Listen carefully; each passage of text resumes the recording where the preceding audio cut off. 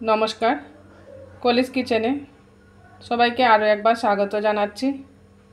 আজ আমি একটা নিরামিষ রেসিপি বানাচ্ছি, ফুলকপি আলু সয়াবিন দিয়ে।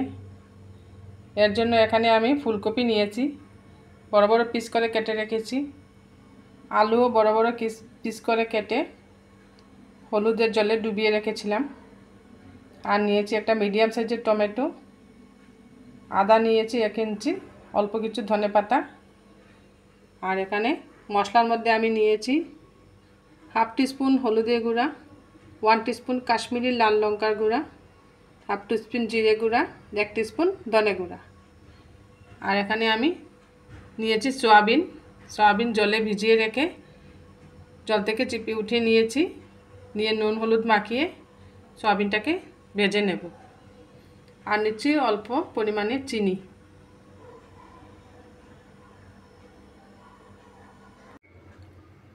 বাটিতে আমি সব গুঁড়া মশলা জলে ভিজিয়ে রেখেছি।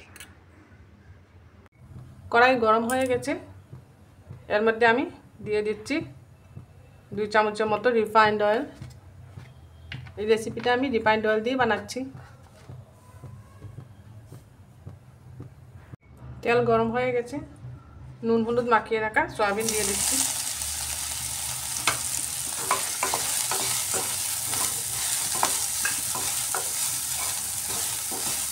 সয়াবিনটাকে একটু ভেজে নিচ্ছি। এভাবে একটু ভেজে সয়াবিন সবজিতে দিলে খেতে ভালো লাগে, টেস্টটাও ভালো আসে সয়াবিনের। হালকা করে ভাজবেন, সয়াবিন বেশি ভাজলে আবার শক্ত হয়ে যায়। এভাবে আমি সয়াবিন ভেজে নিলাম। সয়াবিন আমি নামিয়ে নিচ্ছি। এইভাবে সব ভাজা সয়াবিনগুলো নামিয়ে নিলাম।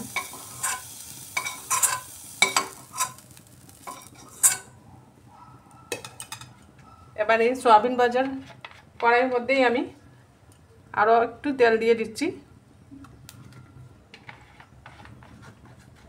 এবার এই তেলের মধ্যে আমি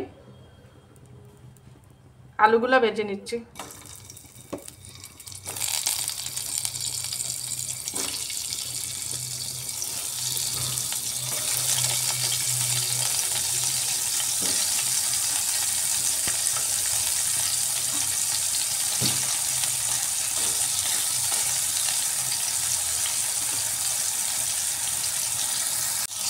আলুর মধ্যে দিয়ে দিচ্ছি সামান্য হলুদ।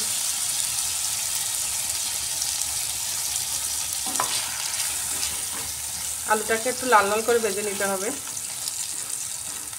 এইভাবে একটু লাল লাল করে ভেজে নিব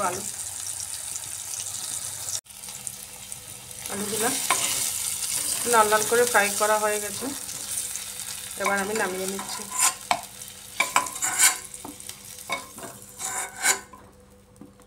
কড়াই এই তেলের মধ্যেই আমি ফুলকপিগুলা ভেজে নিচ্ছি।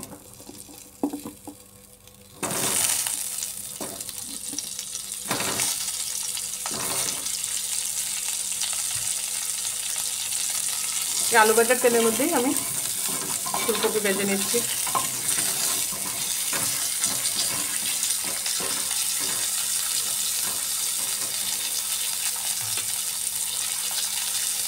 এর মধ্যে দিচ্ছি আমি অল্প একটু নুন, অল্প একটু লবণ দিয়ে দিলাম।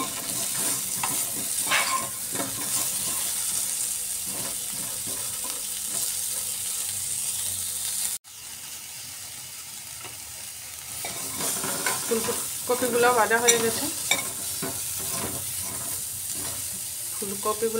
গেছে, এগুলো নামিয়ে নিচ্ছি।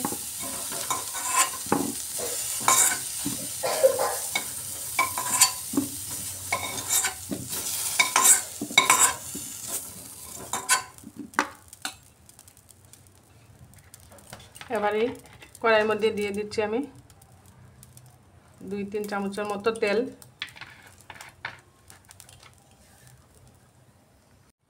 ফোড়নে দিচ্ছি আমি সামান্য জিরা আর দিচ্ছি শুকনো লঙ্কা।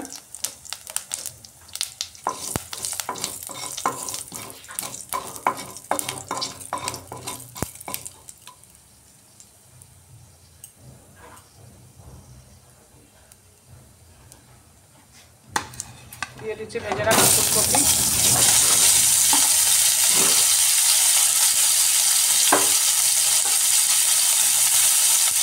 আলুও দিয়ে দিচ্ছি, টমেটো কেটে রাখা 4 পিস টমেটো দিয়ে দিলাম, সয়াবিনটাও দিয়ে দিলাম। এবার দিচ্ছি পরিমাণ মতো লবণ,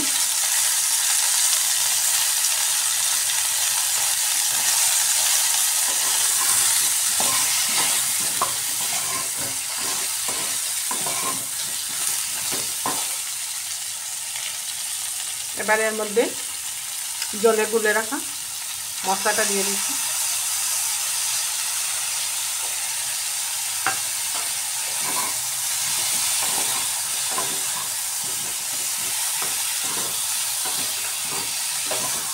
ফুলকপির সাথে ভালো করে মিক্স করে নিচ্ছি মশলাটা, আলু, ফুলকপি, টমেটো।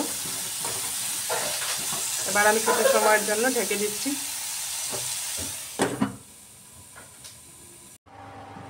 ঢাকাটা সরিয়ে আমি আরও একবার নাড়িয়ে দিচ্ছি। সবজি থেকে একটু একটু জল বেরিয়ে এসছে।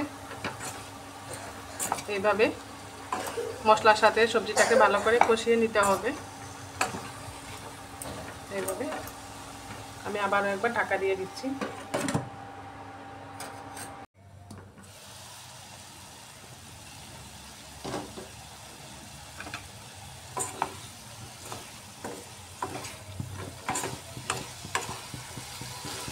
এখনো সবজি থেকে জল বেরোচ্ছে।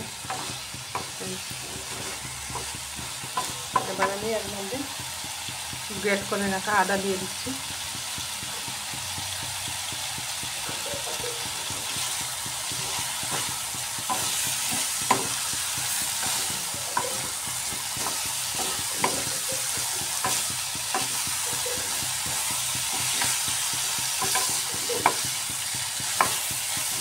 এভাবে ভালোভাবে সব কিছু মশলার সাথে আমি মিশিয়ে নিয়েছি।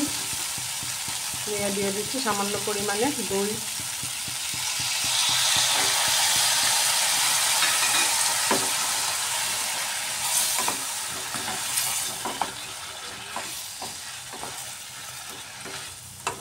দইটা দিয়ে আরও ভালোভাবে একটু সময় কষিয়ে নিতে হবে। এইভাবে ফুলকপি, আলু, টমেটো দইটা দিয়ে একটু সময় কষিয়ে নিতে হবে। এইভাবে দইটা দিলে সবজিটার টেস্টটা আরও একটু বেশি হয়।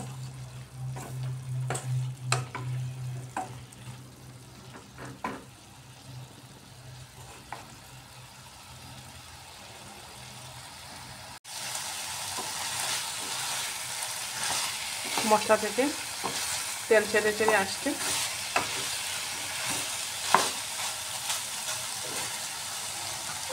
এবার আমি এর মধ্যে দিয়ে দিচ্ছি চিনি,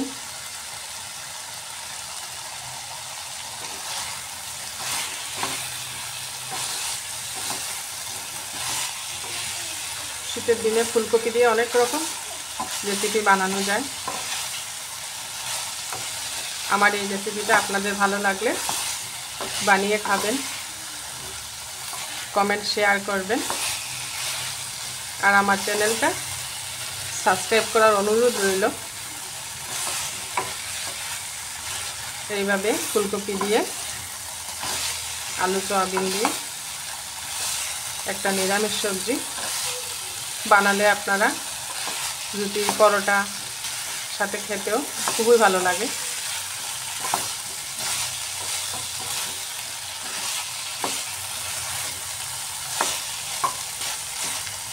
খুব সুন্দর কষা হয়ে গেছে।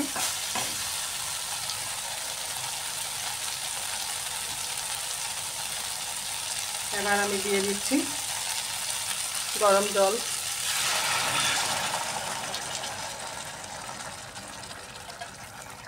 এটা বেশি ঝুলঝুল বানাবো না, একটু মাখো মাখো থাকবে।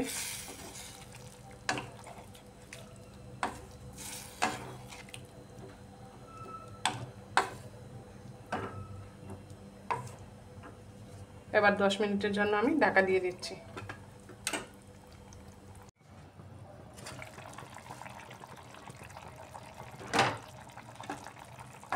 ঢাকা সরিয়ে আরেকবার আমি নাড়িয়ে দিচ্ছি। আলু এখনও সিদ্ধ হয় নাই, আলুগুলো একটু সময় লাগবে সিদ্ধ হতে। আবার ঢাকা দিয়ে দিচ্ছি।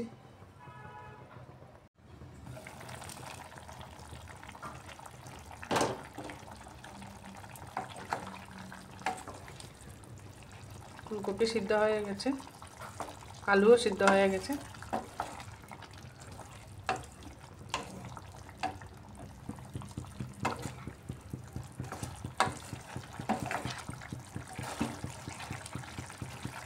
তৈরি হয়ে গেল ফুলকপি আলুর সবজি।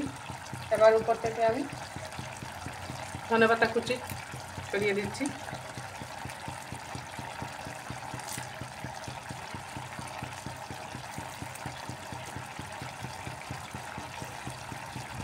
শীতের সবজি ধনেপাতা দিয়ে খেতে খুবই ভালো লাগে, ধনেপাতার গন্ধটা সবজির মধ্যে।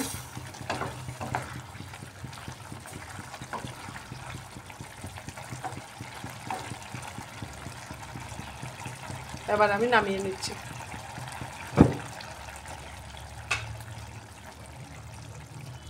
তৈরি হয়ে গেল আমার শীতের ফুলকপি দিয়ে সয়াবিন আলুর একটা নিরামিষ রেসিপি। আমার এই রেসিপিটা ভালো লাগলে আপনারা একবার বানিয়ে খাবেন, আর বেল আইকনটা টিপবেন, এতে করে আমার নতুন রেসিপিগুলো আপনারা খুবই তাড়াতাড়ি পেয়ে যাবেন।